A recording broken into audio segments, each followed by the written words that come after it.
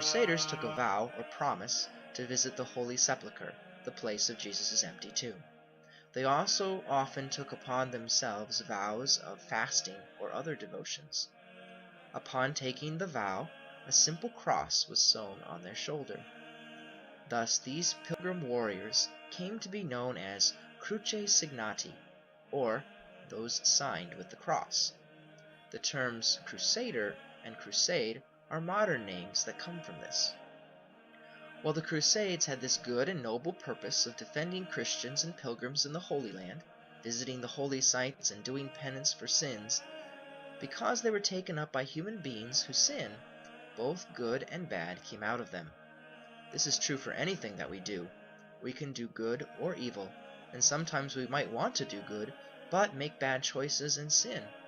At St. Columbkille, we have taken the name of Crusaders because we want to imitate the good virtues of the medieval Christian Crusaders in the way we participate in our sports.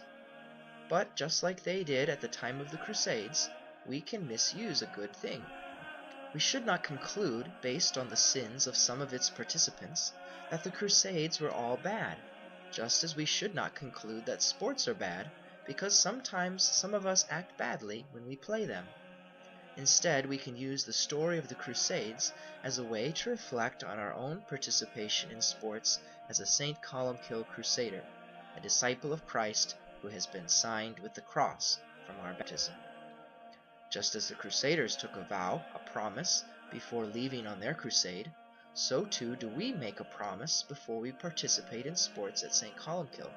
Players, coaches, and parents each sign a commitment to act as disciples of Jesus Christ while having fun playing, coaching, and watching our sporting events. For example, as players, you promise to do your best to have appropriate behavior, to treat each other, your coaches, the officials, and your parents with respect and dignity, to encourage and pray for your teammates, and to give your best effort at practices and games.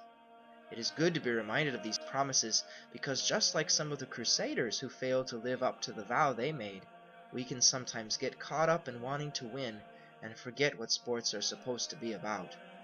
Let us see what can be learned from a number of these Crusades.